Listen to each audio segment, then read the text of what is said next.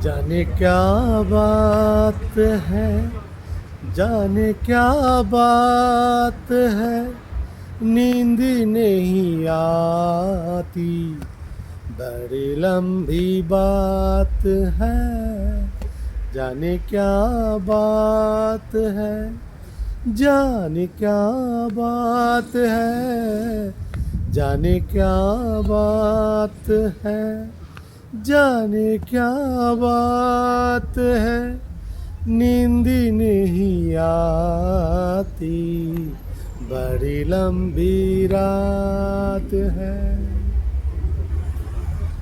আমার প্রিয় বন্ধুরা, রাত গভীর, মনে চাইলেও কথা বলি আপনাদের সাথে।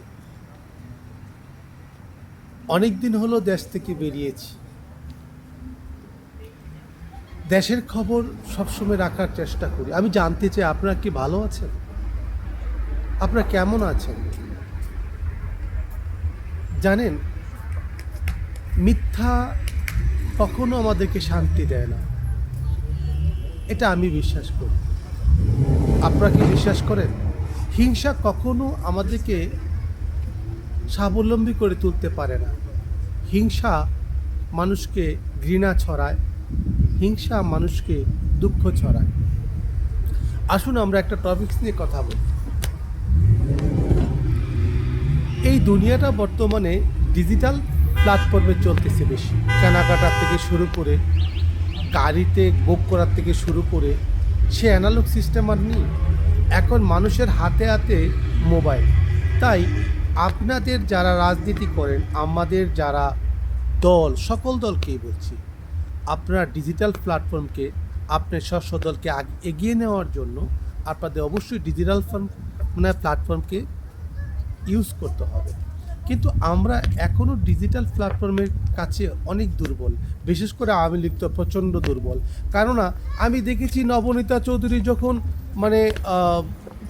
তার খবর পরিবেশন করেন, তখন তাদের লাইক কমেন্টস খুব কম থাকে, কিন্তু ভিউয়ার্স থাকে প্রচুর।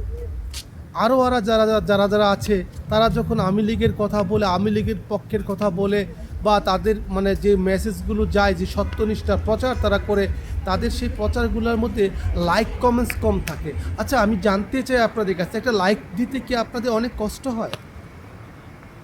যারা কথা বলতেছে সত্যের জন্য, মানবতার জন্য, যারা কথা বলতেছে মানুষের জন্য, মানুষের অধিকারের জন্য, যারা কথা বলতেছে বাইরে থেকে, আপনার বাইরে বসেও লক্ষ লক্ষ লোক কথাগুলো শুনছেন, বিচার করছেন, কিন্তু প্রথমে একটা লাইক দিতে পারেন না। আপনারা জানেন, তাদের আইডেন্টিফাই তাদের আপনাদেরকে জানা আছে, যে আপনাদেরকে লাইক দিলে এটা সারা পৃথিবী দেখতে পায়, আমাদের কথাগুলো সারা পৃথিবী যাতে শুনতে পারবে। কিন্তু আপনারা কি লাইক দিচ্ছেন?